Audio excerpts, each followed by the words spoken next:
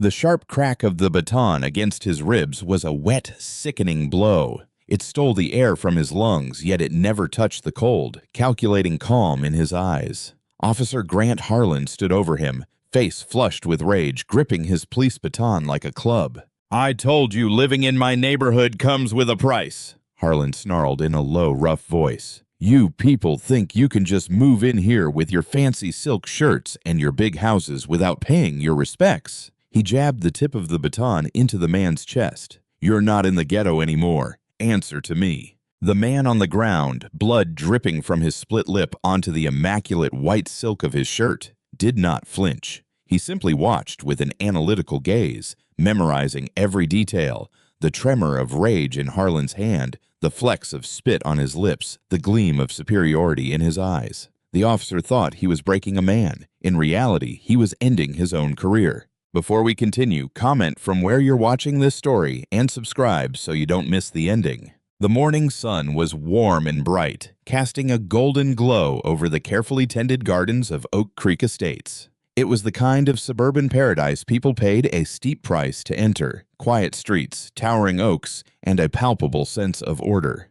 Elias Voss felt the heat on his skin as he carried the last box from the moving truck into his new two-story colonial home. After a career that often kept him in the shadows, this house was a statement. A small piece of the American dream he had fought to protect. Now it was his. He paused on the porch, wiping a thin sheen of sweat from his forehead. He had chosen an impeccable white silk shirt that morning. A small luxury, a way to celebrate this new chapter. He had barely been there a few days, yet the idea was already settling deep into his bones. A black and white patrol car, stark against the beige and green palette of the neighborhood, pulled up to the curb. A short, broad-shouldered officer with an arrogant air stepped out, his uniform stretched tight across his chest. Elias watched him approach. Years of training triggered an instant, unconscious assessment. The officer, whose nameplate read Harlan, walked with the air of a man who owned the place, one hand resting casually on his service weapon. He had not come to welcome anyone. "Nice place you've got here," Officer Harlan said in a deep, rumbling voice that did not match the polite words. He stopped at the foot of the porch steps, his eyes sweeping over the house, the freshly cut lawn, and finally over Elias himself. His gaze lingered on the silk shirt with a faint curl of disdain. "We like to keep things nice and safe around here."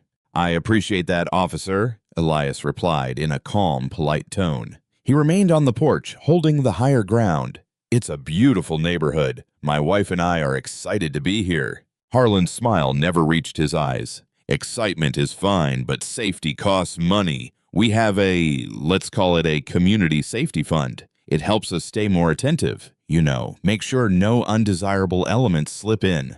The implication hung as thick and smothering as the summer humidity. The wrong element looked a great deal like the man he was speaking to. Elias's internal alarms, sharpened over a decade in federal law enforcement, shifted from silence to full alert. This was no neighborhood watch donation. This was extortion. "I wasn't aware of any official fund," Elias said, his voice still calm but now carrying a new firmness. "I'm sure if there's a homeowners association fee, the paperwork is in the closing documents." Harlan chuckled, a rough sound like gravel. "This isn't in any paperwork. It's an arrangement. $100 a month in cash. You give it to me, and I make sure your property stays pristine. No theft, no vandalism. I make sure you fit in." He stepped closer, invading Elias's personal space. His shadow fell across the porch. The smell of stale coffee and cheap cigars drifted from his uniform. "A small price for peace of mind, don't you think?" Elias did not move. He met the officer's challenging stare without blinking. He had faced hitmen and terrorists who could make this policeman look like a choir boy. He was not going to be intimidated by a bully with a badge. "Officer, I pay my taxes. That covers my police protection. I will not pay you anything." The false friendliness vanished from Harlan's face, replaced by a mask of cold fury. His casual posture hardened. His hand dropped from the weapon and clenched into a fist at his side. "I think you misunderstood me," he said, lowering his voice to a threatening whisper. "This isn't a request." Elias's stance shifted subtly, weight settling onto the balls of his feet. He was no longer a new homeowner. He was an agent evaluating a threat. And I think you misunderstood me, Officer Harlan. The answer is no. He turned, intending to go inside and end a conversation that had already crossed every professional and ethical line. He never reached the door. Harlan's hands shot out, seizing his arm in a crushing grip. The expensive silk fabric stretched under the pressure. "We're not finished," Harlan growled inches from Elias's face. "Don't turn your back on me." Elias looked down at the officer's hand on his arm, then back up into his face with an unreadable expression. "Take your hand off me, right now." The command was quiet, yet it carried the weight of absolute authority. It was a tone Harlan had never heard from a man like Elias, and it was the final spark that ignited his rage. Something snapped inside Grant Harlan. For years, he had ruled this neighborhood like a personal fiefdom. He was the guardian, the enforcer of an unspoken code. People respected him. They feared him. They paid his fee without complaint because they understood the natural order of things. And now this newcomer, this black man in his expensive shirt, was not only refusing but giving him orders. The defiance was a personal insult. The quiet authority was a challenge he could not ignore. He tightened his grip on Elias's arm, knuckles whitening. "You think you're better than me?" he hissed, voice thick with resentment. "You come here, buy a house my father never even dreamed of cleaning, and you think you set the rules." Elias did not try to pull away. That would have been a signal of struggle, a concession to conflict. Instead, he remained completely still, a rock against which Harlan's fury crashed. "This has nothing to do with the house, and you know it," Elias said in a low, steady voice. "This is about you abusing your authority. This conversation is over." "It's over when I say it's over," Harlan roared. He shoved Elias backward, sending him stumbling into a large ceramic planter. The planter rocked, but did not fall. The shove was clumsy, driven by anger rather than technique. For a moment they stood there, the suburban silence broken only by Harlan's ragged breathing. Neighbors peered from windows, drawn by the shouting. They saw a white police officer and a black man locked in a tense confrontation. They saw what their prejudices had prepared them to see. Elias straightened slowly, brushing a speck of dirt from his silk shirt. He looked at Harlan not with fear, but with something else, perhaps pity or simple evaluation. It was that look, that complete absence of fear, that finally pushed Harlan over the edge. He unclipped the heavy black baton from his belt. The click of the release echoed in the quiet air. "You're not listening to me," Harlan said, his voice dangerously low. He slapped the baton against his palm. "I said you were going to learn respect." Elias's gaze dropped to the weapon, then returned to Harlan's face. His mind was a whirlwind of calculations. They were roughly 6 feet apart. The baton was about 2 feet long. Harlan was right-handed. The strike would come from the outside. He saw every potential move, every counter, yet the parameters of his mission were clear. De-escalate unless absolutely necessary. He raised his hand slowly, palms open. "Officer, you're on duty. People are watching. Think about what you're doing." But Harlan was not thinking. He was feeling the burn of disrespect, the rush of power, the intoxicating thrill of putting someone in their place. He saw Elias's open palms not as a gesture of peace, but as a signal of surrender he was about to force. "I'm always thinking," he growled and lunged. The first swing was a wide, telegraphed arc aimed at Elias's head. Elias moved with a fluidity that seemed impossible for a man of his size, dropping his shoulder and letting the baton whistle past his ear. The force of the missed blow left Harlan slightly off balance. Elias could have ended it right there. A single precise strike to the throat or the knee would have neutralized the threat. But he held back. It had to be clean. It had to be undeniable. His restraint only enraged Harlan further. "You think you're fast?" Harlan shouted, his face a mask of purple fury. He recovered his stance and came again, this time with a low, vicious slash at Elias's legs. Elias leaped backward, the tip of the baton grazing his shin. Harlan pressed the attack in a whirlwind of black polycarbonate and blind rage. He was a bully accustomed to victims who cowered and begged. He had no idea how to fight someone who simply was not there. Then came the mistake. Frustrated, Harlan lunged with a two-handed thrust meant to drive the air from his opponent's lungs. Elias sidestepped, and as the baton passed, he struck hard against Harlan's wrist. It was not a blow meant to break, only to disrupt. Harlan cried out as his fingers spasmed and his grip on the baton loosened for a fraction of a second. It was not enough to disarm him, but it was enough to make him stumble. In Harlan's twisted mind, it was also an assault. "That's it," he shouted. "You're resisting! Assault on an officer!" Now he had his justification. He attacked with everything he had. This time the blow found its mark. The baton crashed into Elias's side, just below the arm. The crack of impact echoed across the lawn. A sharp searing pain exploded through Elias's ribs, driving the breath from his body. He grunted, staggering backward, one hand flying to his side. The immaculate white silk shirt was stained, and a dark spot of blood began to spread where his lip had split from the earlier shove. He looked up, vision briefly clouded, and saw the triumphant, sadistic smile on Harlan's face. The officer raised the baton again, ready for another strike. The triumphant gleam in Officer Harlan's eyes lasted only a moment before it was replaced by a flash of animal cunning. He saw the neighbors, no longer mere curious shadows, staring at him from porches and windows. He saw a woman across the street lower her phone, the screen still glowing. He had an audience. He needed to control the narrative, and he needed to control it now. His mind, long practiced at twisting situations to his advantage, shifted into high gear. He had not assaulted a civilian.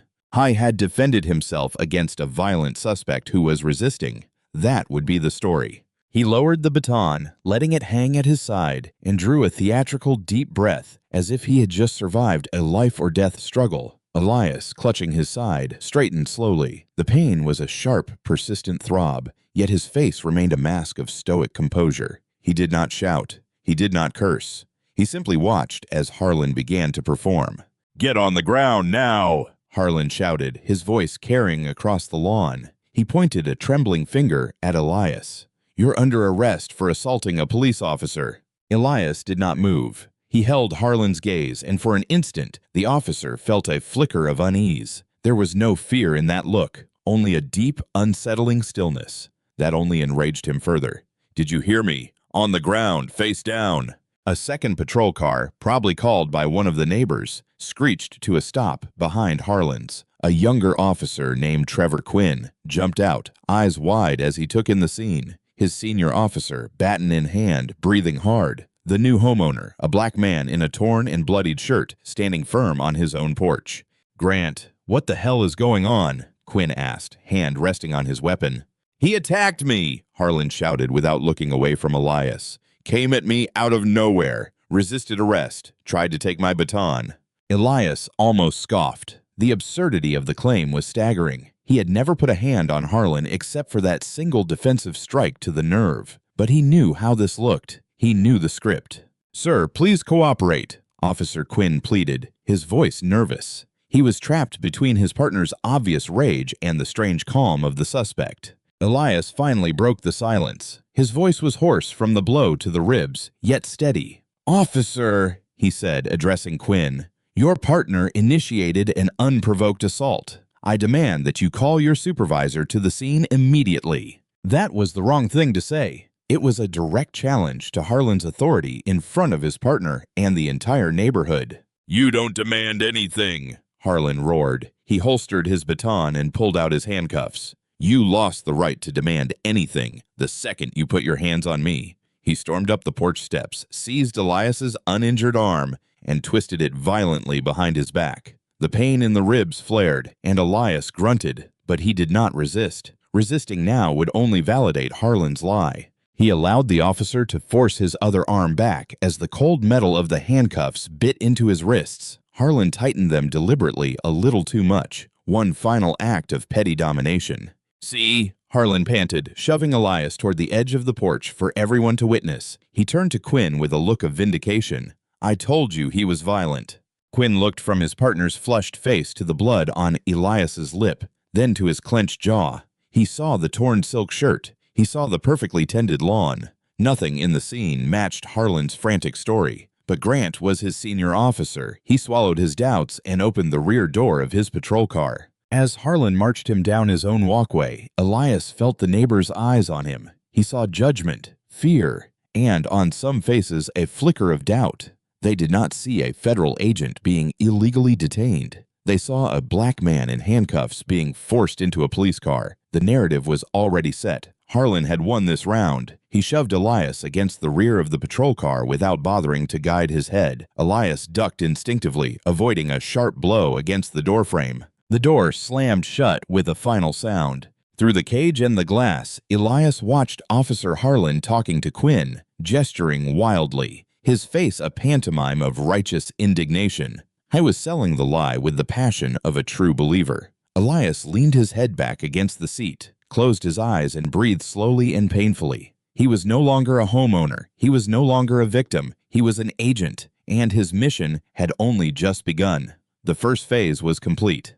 The subject had revealed his violent tendencies and his willingness to falsify a report. Now it was time for the second phase. The interior of the patrol car was hot and smelled of stale antiseptic and sweat. As they pulled away from the curb, Elias watched his new life, the beautiful house, the quiet street, the symbol of his success, fade in the rearview mirror. The humiliation was palpable, a bitter taste in his mouth that mixed with the blood from his split lip. Yet beneath the anger and the sharp pain in his ribs, a cold, methodical part of his mind was already working, cataloging, analyzing, planning. He had allowed the arrest. He had submitted to the handcuffs. It was a tactical decision. Every illegal action Harlan took from this moment forward would be another nail in his professional coffin, and Elias Voss would provide every piece of evidence he needed. Officer Harlan drove with white knuckles on the wheel, glancing occasionally at Elias in the rearview mirror. His eyes shone with a feverish, triumphant light.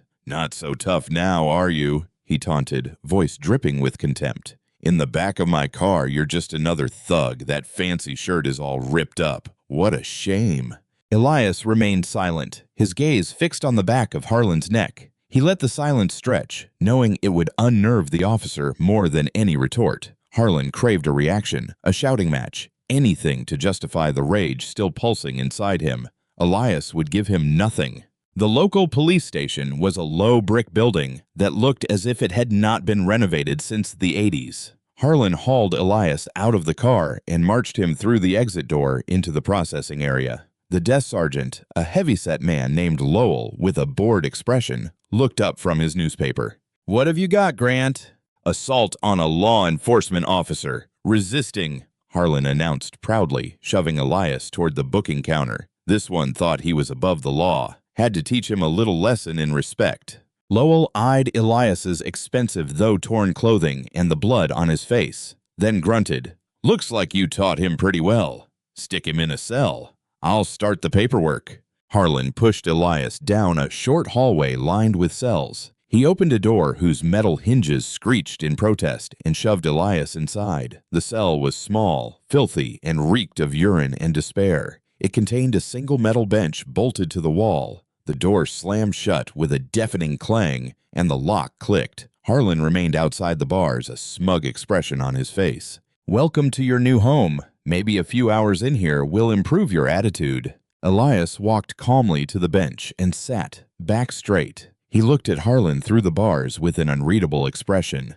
"I want my phone call," he said in a serene voice. Harlan laughed. "Oh, you'll get your call after I finish my report. And believe me, it's going to be a masterpiece. I'm going to describe in great detail how you came at me, foaming at the mouth, how I had to use necessary force to subdue you for my own safety." He stepped closer to the bars and lowered his voice to a conspiratorial whisper. "By the time I'm done, you'll be lucky if you see daylight again in 5 years. Maybe you should have paid the 100. He winked, turned, and swaggered back to the booking desk, secure in his victory. Elias watched him go. He knew exactly what Harlan was doing. He was constructing a fictional narrative that would enter the official record, a lie protected by the shield of his authority. Elias breathed slowly and painfully again, steadying himself. The physical pain was manageable. The anger was a fire he had to contain. He could not allow it to consume him. He needed to be cold and precise. He mentally reviewed the timeline of events, memorizing every detail, the exact words Harlan had used, the sequence of the baton strikes, the names on the officers' nameplates, the approximate number of neighbors who had witnessed the incident. He was building his own report, a truthful one, inside the impregnable fortress of his mind. Time passed slowly. The sounds of the station filtered into his cell, phones ringing, fragments of conversation, another officer's loud laughter. Finally, Harlan returned with a clipboard in his hand. He did not look at Elias. He slid a small tray through the slot in the door, containing an ink pad for fingerprints and a form. "Press your thumb there," he ordered. Elias obeyed without a word. Harlan slid the tray back, then returned with a portable camera. The flash was blinding. After the booking photos, Harlan finally looked at him, his arrogance fully restored. "All right, you can make your call. Make it a good one. Better call a lawyer. You're gonna need the best money can buy." He opened the cell door and led Elias to a small alcove with a phone bolted to the wall. He stood a few feet away, arms crossed, clearly intending to listen. Elias lifted the receiver. He did not call his wife. He did not call the best defense attorney in the state. He dialed a 10-digit number from memory, a number that connected to no public listing. It was a secure direct line. After 2 rings, a professional, clipped voice answered, "Thorne." Elias turned slightly away from Harlan, covering his mouth with his hand. His voice was low, almost a whisper, yet clear and precise. "Nightfall," he said, using his operational call sign. "The package is compromised. Hostile local contact. Requesting immediate cleanup team for a Broken Arrow situation." On the other end of the line, in a sterile office on the top floor of a building in Washington, D.C., Deputy Director Marcus Thorne sat bolt upright. His pen froze halfway through a signature on a stack of documents. The words "Nightfall" and "Broken Arrow" sent a jolt of adrenaline through him. Nightfall was the call sign of one of his best undercover agents, a man so skilled at his work that he was practically a ghost. Broken Arrow was the code for a catastrophic event. An agent captured. Identity compromised in hostile territory. Except this was not foreign territory. The call was coming from a domestic number. "Confirm your location, Nightfall," Thorne said, his voice now ice cold. His free hand was already on the keyboard, initiating a trace. "Local police station, Oak Creek, Maryland," Elias replied, still murmuring. "Charge is assault on a law enforcement officer. Arresting officer is Grant Harlan, badge number 714. Harlan, who had been trying to eavesdrop, caught only fragments. "Local station, Grant Harlan." He smiled smugly. The guy was probably calling some internal affairs snitch, a complaint that would go nowhere. He was wasting his one call. He had no idea he was listening to the first tremor of an earthquake that was about to swallow him whole. "Understood," Thorne said. "Situation is live. Stay undercover. Do not reveal your status. Help is on the way. Estimated arrival shortly." The line went dead. In Washington, D.C., Thorne was already moving. He pressed the intercom button on his desk. "Get me the special agent in charge of the Baltimore field office on my line right now, and assemble the Special Operations Response Team with full tactical gear. I want them ready in 20 minutes. His assistant, a sharp young agent, appeared in the doorway, pale. She had heard the tone in his voice. "Sir, we have an agent, one of our best, arrested by local police in a residential neighborhood," Thorne growled, grabbing his jacket. "He's been assaulted and is being held incommunicado. I want every scrap of information we have on Officer Grant Harlan of the Oak Creek Police Department on my desk in 5 minutes. Finances, service record, complaints, high school sweethearts, I don't care. Dig up everything. This is not a request." The machinery of the FBI, a vast, powerful beast, roared to life. Analysts began pulling data. Tactical teams prepared. Unmarked helicopters started spinning their rotors at a private airfield outside the Capitol. Back at the Oak Creek station, Elias hung up the phone. He turned to Harlan with a serene expression. "Ready?" Harlan asked, grabbing his arm to lead him back to the cell. "Hope you called a good lawyer." "I think I contacted the right person," Elias said calmly. His composure was beginning to seem less like defiance and more like something else, something Harlan could not quite identify. It was unsettling. He shoved Elias back into the cell and slammed the door harder than necessary. "Enjoy the wait," he said, and walked away, needing distance from the man in the cell. Elias sat again on the metal bench. He only had to hold on a little longer. He checked his systems. He probably had fractured ribs, not just bruises. His head ached, but his mind was clear. He thought of his wife, Lila. She would already be worried. He had been supposed to call her an hour earlier. He hated putting her through this, but operational security was paramount. Revealing his identity now would endanger everything. This had to be handled by the rules. The agency's rules, not Grant Harlan's. He closed his eyes and focused on his breathing, a technique he had learned to manage pain and stress. He visualized the storm that was coming, the black vans, the silent professionals in tactical vests, the cold fury of Marcus Thorne. Harlan believed he was the predator in this situation, the one holding all the cards. He had no idea of the world he had just stepped into. He was a local bully who had just picked a fight with a lion, assuming it was a stray cat. The thought drew a small, grim smile to Elias's lips, a smile he quickly suppressed. The performance was not over. He had to maintain the role of the cornered civilian until the cavalry arrived. The next stretch of time would be the longest of Officer Grant Harlan's life. He simply did not know it yet. Police Chief Garrett Holloway rubbed his temples. A headache was already forming behind his eyes. He stared at the preliminary incident report on his desk, written in frank, no, Grant Harlan's aggressive, barely legible scrawl. Holloway was a politician in a police uniform. He had been chief for several years, a tenure built on keeping the peace not only on the streets, but between his department and the wealthy, influential residents of Oak Creek. He knew Grant Harlan was a problem. The man had a stack of informal complaints, mostly for excessive force and poor attitude. But Harlan was also relentlessly effective at keeping the undesirables at bay, and his father had been a legend in the department. So Holloway let it slide, reining him in when necessary, but mostly allowing him free rein on the street. This, however, felt different. The suspect was Elias Voss. Address 121 Blossom Lane in the new $1 Million Homes development. Holloway knew for certain that the residents did not like disturbances. The charge was assault on a law enforcement officer. According to Harlan's report, Voss, a black man, had flown into a rage and become aggressive during a routine neighborhood check. The report claimed Voss had lunged at Harlan and struck him on the wrist in an attempt to disarm him. Necessary force was used to subdue the subject. Holloway read the line again. Struck him on the wrist. Odbe, Cincy, was a very specific and strange detail. It did not sound like a real assault. It sounded like a defensive maneuver. He called his secretary. Get me the body camera footage from car 711 for the last couple of hours and tell Officer Quinn I want to see him alone in my office. He leaned back in his leather chair, the springs creaking in protest. Harlan was a hothead. On a good day, he was a bully. On a bad day, he was a lawsuit waiting to happen. Holloway had the feeling this was a very bad day. Officer Quinn entered the office a few minutes later, pale and nervous. He stood rigid in front of the chief's desk.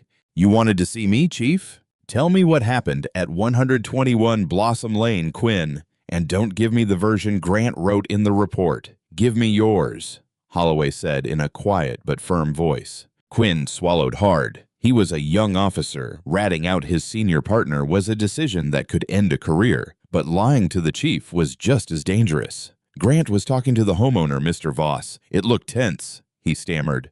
By the time I got there, Grant was yelling. He said the man had attacked him. Did you see him attack Harlan? Holloway pressed, eyes locked on the young officer. No, sir, I didn't see it, Quinn admitted, looking at the floor. What did you see? I saw Mr. Voss standing on his porch with his shirt torn. He was bleeding from the mouth. Grant had his baton in his hand. And Voss, he was calm, sir. Too calm, maybe. He just stood there. He asked me to call a supervisor. Holloway's headache intensified. That did not sound like an enraged, aggressive suspect. It sounded like someone who knew his rights, someone who knew he was being wronged. His secretary appeared in the doorway with a tablet.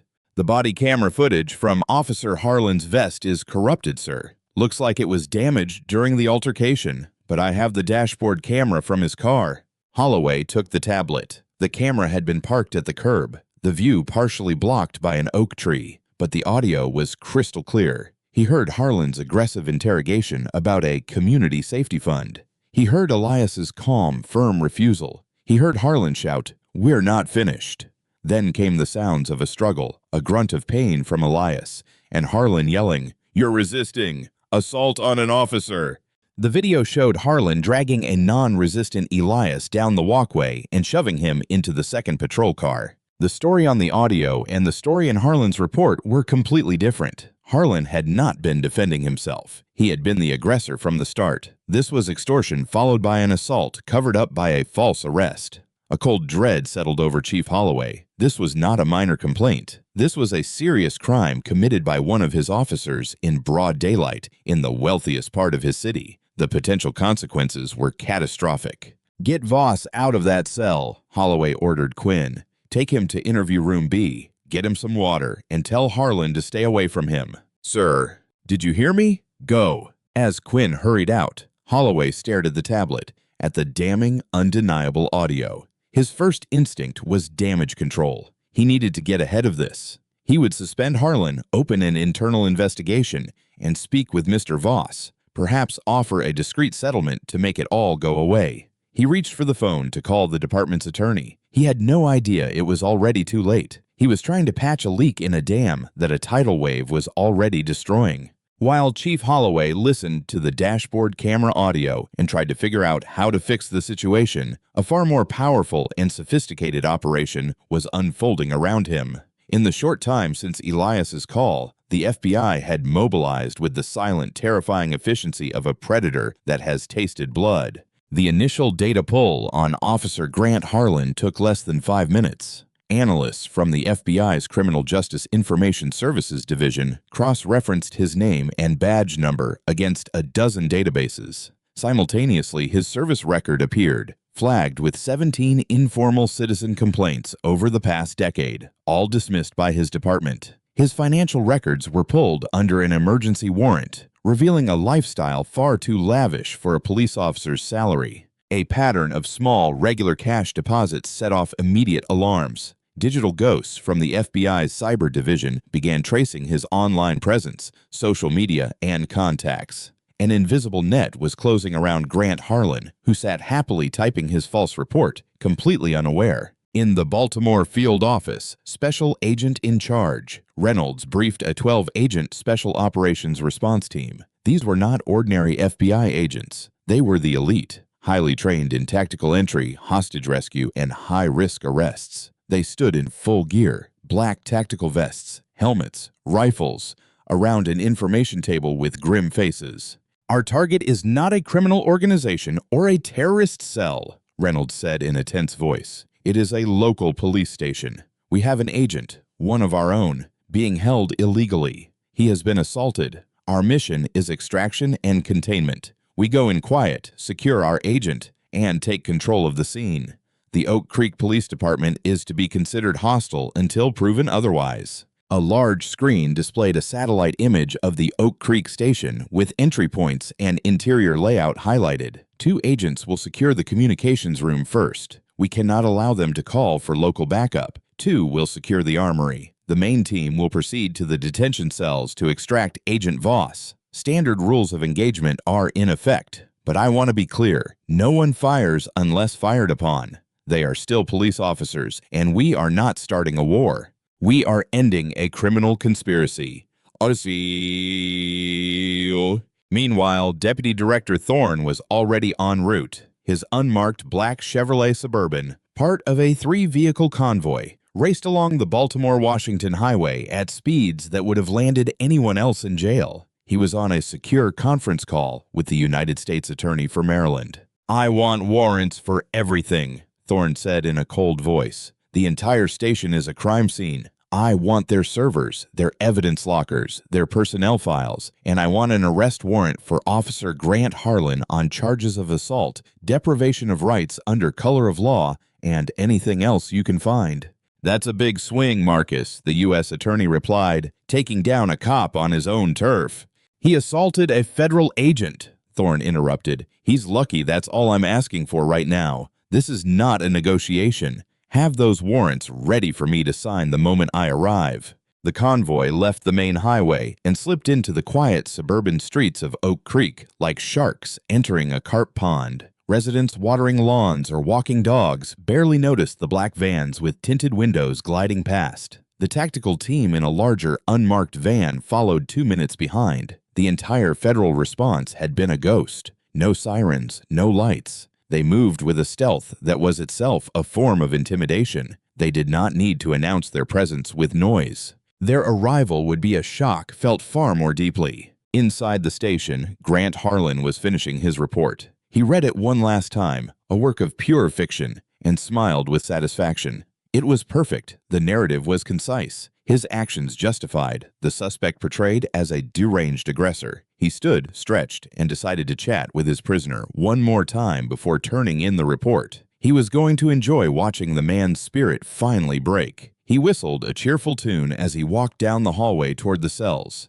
completely unaware that he was heading toward the abrupt and violent end of his career. The silent storm that had been gathering was no longer gathering. It was about to break. Chief Holloway found Elias Voss in interview room B. The room was small and bare, with a metal table and 2 chairs. Elias sat perfectly composed despite the dried blood on his lip and the visible pain each breath caused him. An untouched glass of water sat in front of him. "Mr. Voss," Holloway began, trying to sound reasonable and controlled. "I'm Chief Holloway. I've had a chance to review the preliminary report and listen to audio from the scene. It appears there may have been a misunderstanding." Elias looked at the chief with cold, analytical eyes. He knew exactly what this was. This was the damage control phase, the attempt to bury everything. "Chief," Elias said in a serene voice, "there was no misunderstanding. Your officer attempted to extort me. When I refused, he assaulted me with a deadly weapon and then falsely arrested me to cover up his crime. That seems fairly clear." The bluntness of the statement unsettled Holloway. There was no hysteria, no angry accusations. It was delivered like a weather report. "Grant can be overly enthusiastic," Holloway admitted, choosing his words carefully. "He's a passionate officer. Sometimes his passion gets the better of him. I'm prepared to have all these charges dropped immediately. We can get you medical attention and have that shirt cleaned professionally. Can we make this right?" Elias almost smiled. It was a textbook offer, a pathetic attempt to buy his silence. "My shirt is evidence, Chief, just like my injuries. And passionate is an interesting word for a man who commits aggravated assault in broad daylight." He leaned forward slightly. The movement sent a sharp pain through his side. "The question is not whether you will drop the charges against me. The question is what charges you will file against Officer Harlan." Holloway felt the situation slipping from his grasp. This man was not behaving like any victim he had ever dealt with. He was calm, articulate, and completely unafraid. He was controlling the conversation. "Filing charges against an officer is a serious matter," Holloway said, falling back on bureaucratic evasion. "There would have to be a full internal affairs investigation. It could take months." "I have time," Elias replied simply. The door to the interview room opened, and a hurried-looking desk sergeant poked his head in. "Chief, you need to come out here right now." Holloway glanced irritably at the sergeant, then at Elias with an apologetic look. "Excuse me a moment." He stepped out of the room, expecting to deal with a minor crisis. The scene that greeted him in the main area of the station was anything but minor. The entire station was frozen. Standing in the center of the room were half a dozen men who clearly did not belong. They were tall, fit, and dressed in severe-looking suits, their expressions cold and impassive. One of them, an older man with silver hair and eyes like chips of granite, stepped forward. "Are you Chief Holloway?" he asked. His voice was low, yet it commanded the attention of the entire room. "I am," Holloway said, inflating his chest slightly.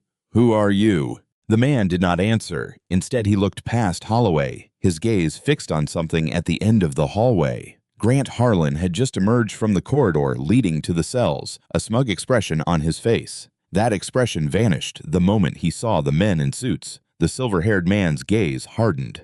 "That's him," he said in a flat voice. Two of the other men moved instantly, flanking a bewildered Grant Harlan before he could process what was happening. "Hey, what is this?" Harlan blustered.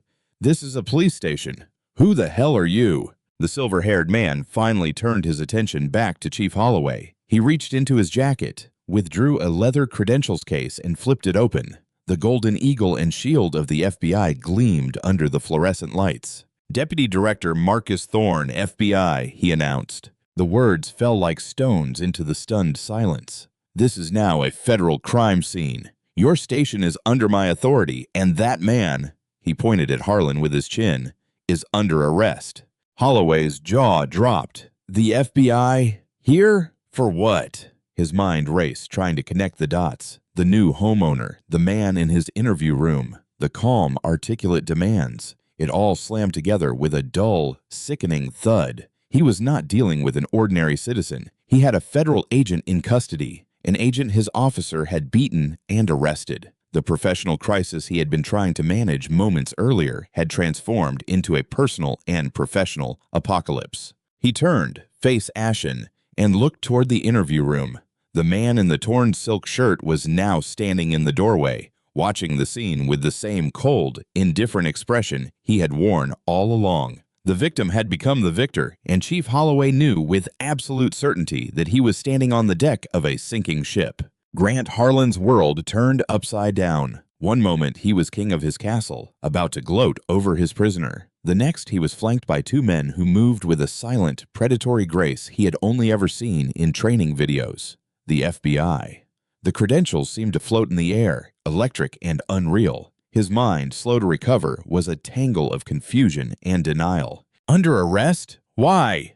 He stammered, his voice a pathetic squeak. I haven't done anything. Deputy Director Thorne did not even look at him. He addressed one of his agents. Cuff him.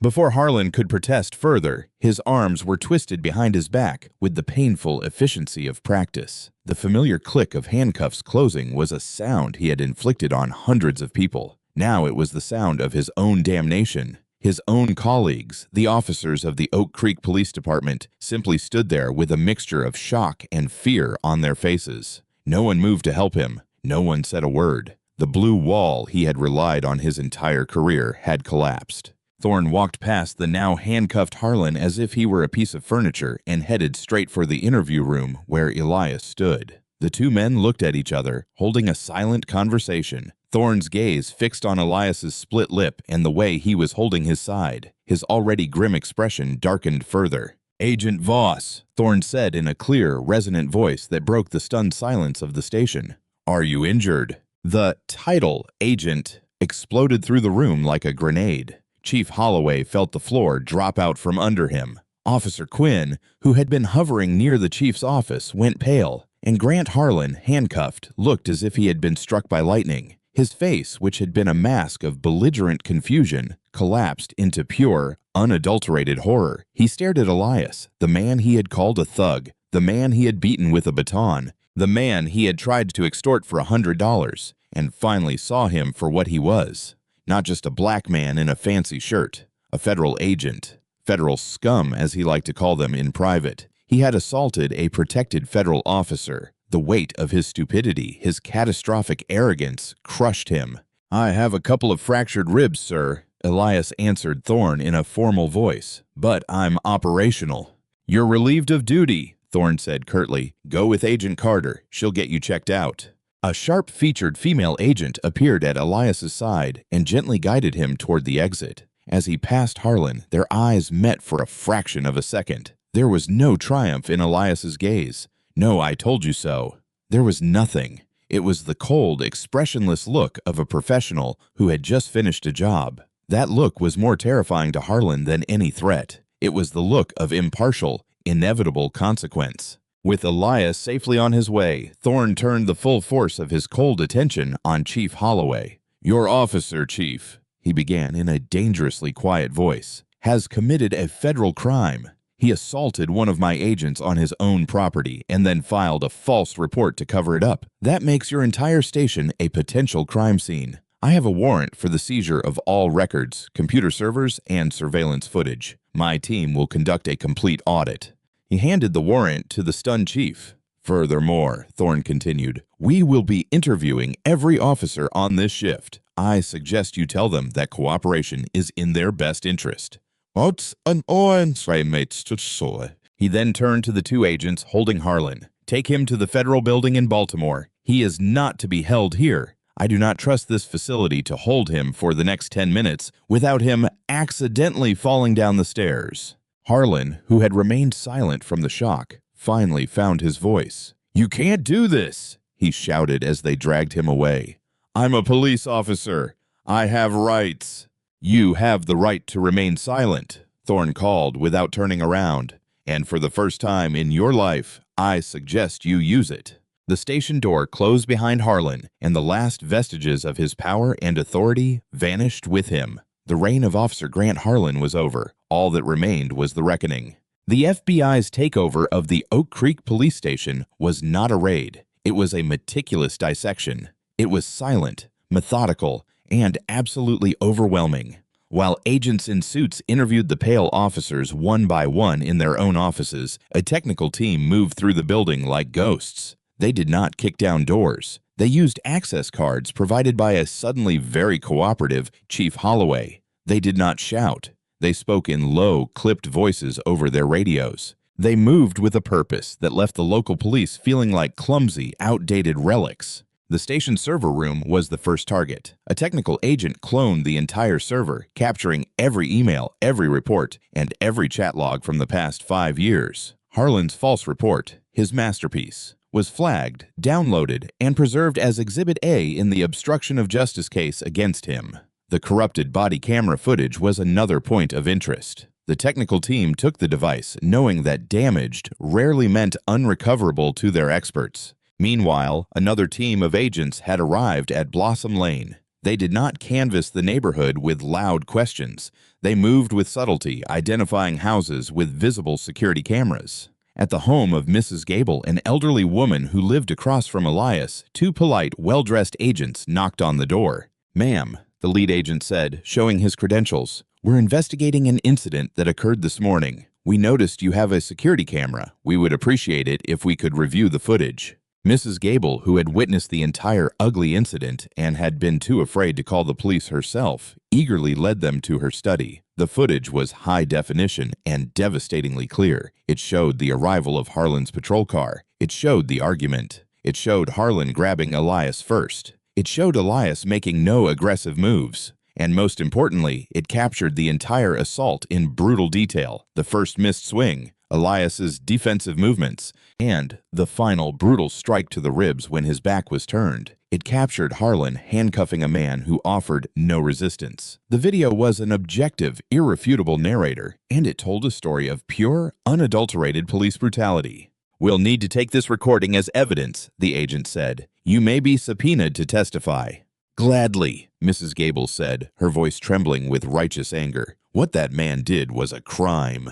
The evidence against Harlan was piling up. The neighbor's video contradicted his report. The dashboard camera audio revealed the attempted extortion. His own partner's reluctant testimony painted him as the aggressor. Back at the agency lab, a technician worked on Harlan's damaged body camera. A simple diagnostic revealed the truth. The camera had not been damaged during the struggle. The memory card had been deliberately wiped with a low-intensity magnetic pulse, a feature some manufacturers included for emergency data destruction. It was a conscious act of evidence tampering. But the investigation did not stop with the events of that morning. Armed with federal warrants, the investigators began unearthing the 17 previous complaints filed against Harlan. In the district records, they were all listed as unfounded, but the federals now had the original civilian statements. A pattern emerged with startling clarity. Harlan had a habit of targeting minorities during traffic stops, turning minor infractions into confrontations, and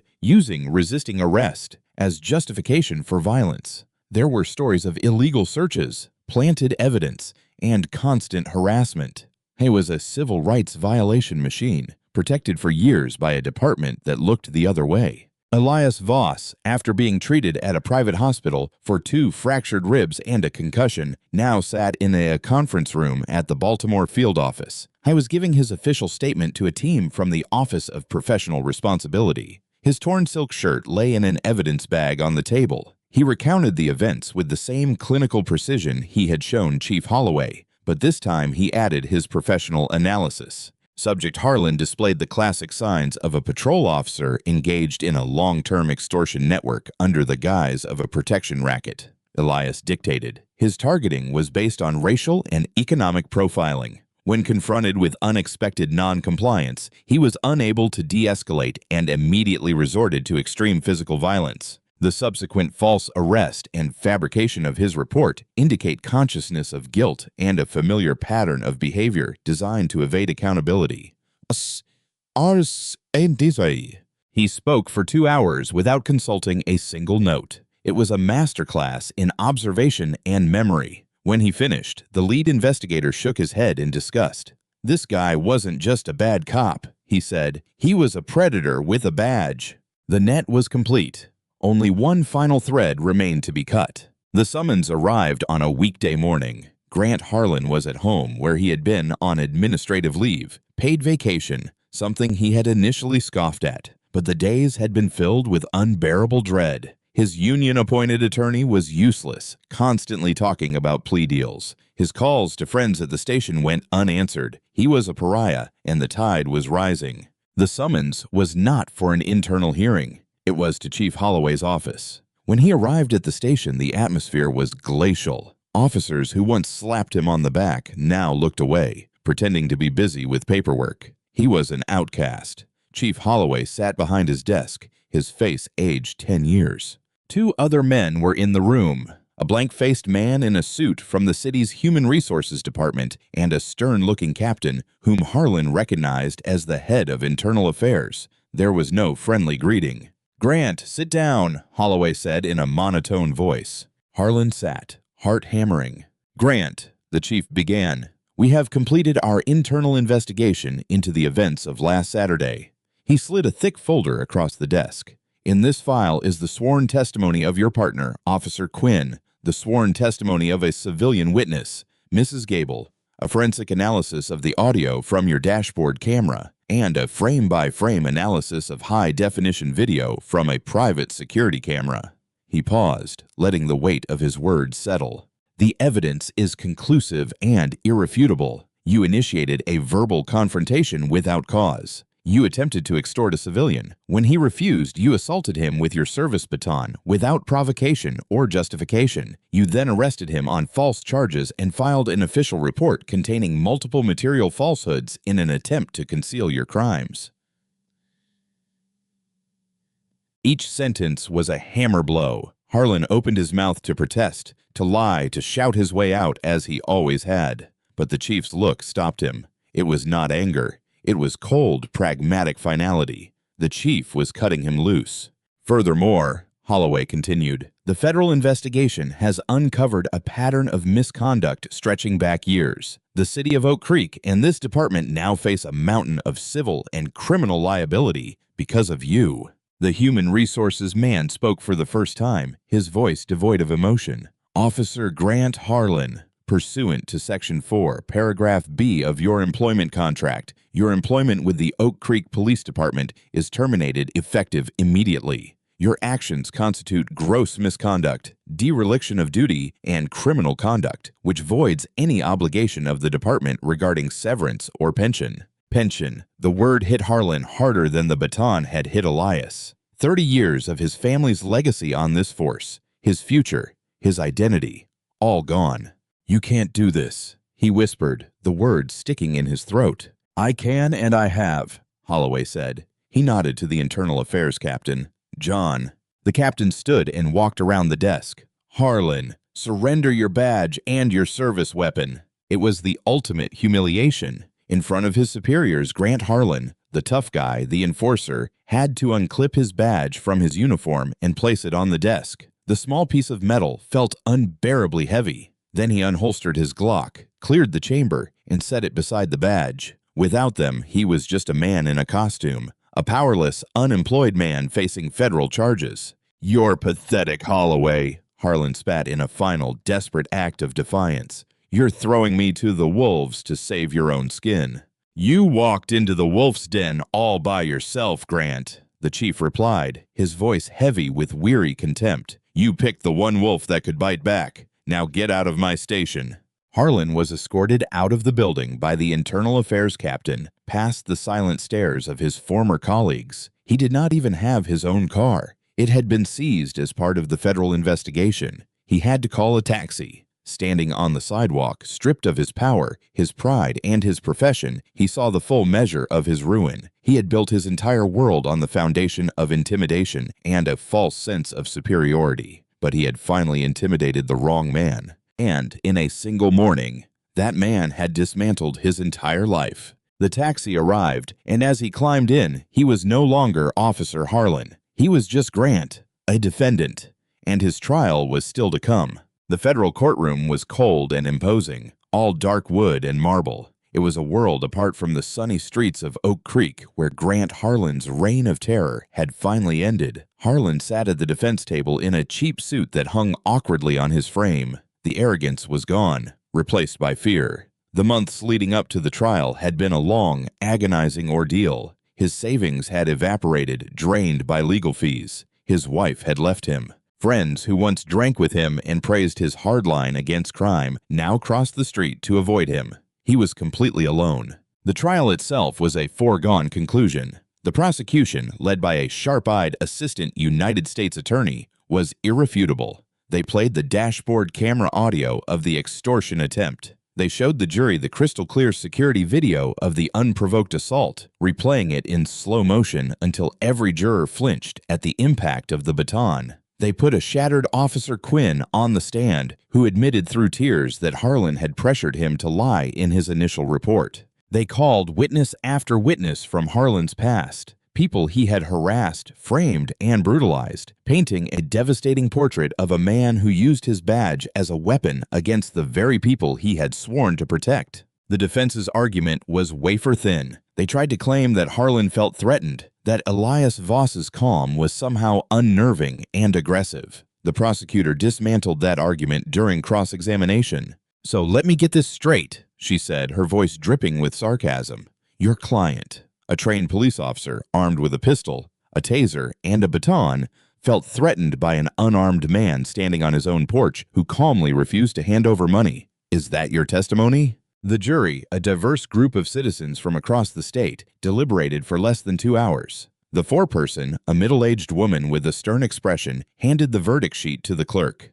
"On the charge of deprivation of rights under color of law, how do you find?" the clerk asked. "Guilty," the foreperson said. "On the charge of obstruction of justice, how do you find?" "Guilty." "On the charge of aggravated assault, how do you find?"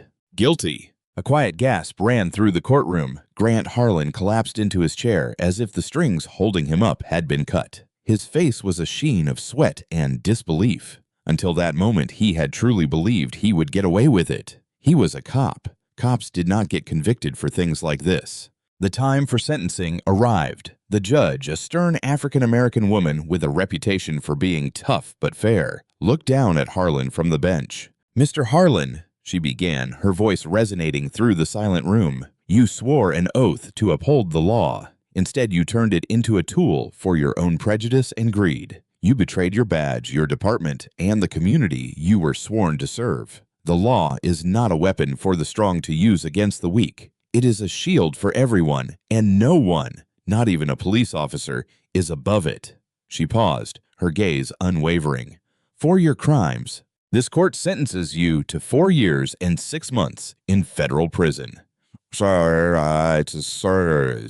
The sentence landed like a physical blow. 4.5 years. Harlan's attorney placed a hand on his shoulder, but he shrugged it off. His eyes swept the gallery and settled on a figure seated in the back row. It was Elias Voss. He wore a simple, well-tailored suit. There was no expression of joy or vengeance on his face. He simply sat there, a silent observer, proof that the system, for all its flaws, could sometimes work. Their eyes met, and in that moment Harlan finally understood. This had never been personal revenge on Voss's part. It was about principle. It was about justice. The marshals arrived to take him away in handcuffs, for real this time. The last thing Grant Harlan saw was the man he had tried to break, sitting there, unbroken and whole, a quiet sentinel of a law he had so naively believed did not apply to him. The sun was setting over Oak Creek, painting the sky in shades of orange and purple. Elias Voss stood on his porch, the same porch where his new life had nearly shattered before it began.